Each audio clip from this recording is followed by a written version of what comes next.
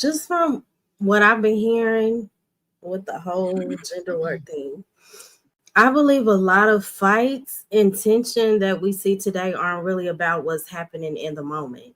And sometimes it appears that way. But a lot of what we're seeing is rooted in childhood, whether we believe it or not.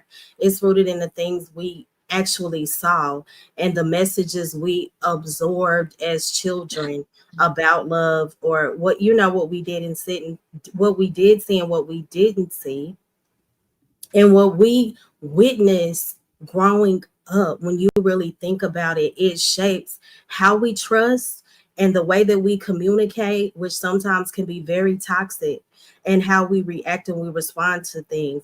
And if we never heal that part, I always say self-reflection is huge. If we never heal that part of it, we will continue to repeat the same patterns over and over again, and we expect different results. And as far as the power dynamics, when it comes to order, God created order for a reason. Men and women, we were designed to complement each other. I said that yesterday. And to carry responsibility and to lead and to follow in ways that build harmony and protection. And we don't see that.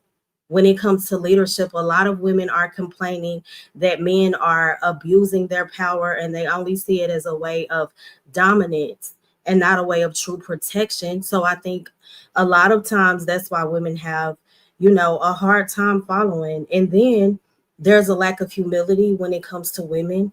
They want to be just as much in control, and that's a problem. So when one person operates from God's order, and Shanika mentioned that too, belief system is a huge part of it.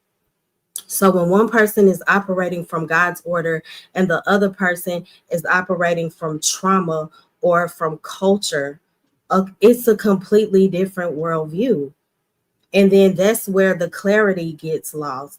It completely disappears, and that's why we see so many arguments escalate, and confusion absolutely wins every time. So I believe the way forward isn't about blaming each other or necessarily forcing change.